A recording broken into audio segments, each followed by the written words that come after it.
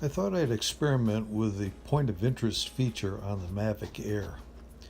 So what I did was I centered the point of interest on the top of that tree and began rotating around it.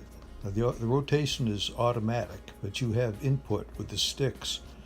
You can get closer, farther away, go up or down. As you can see here, I'm descending, but I'm still rotating around the tree. So you still have some input with it.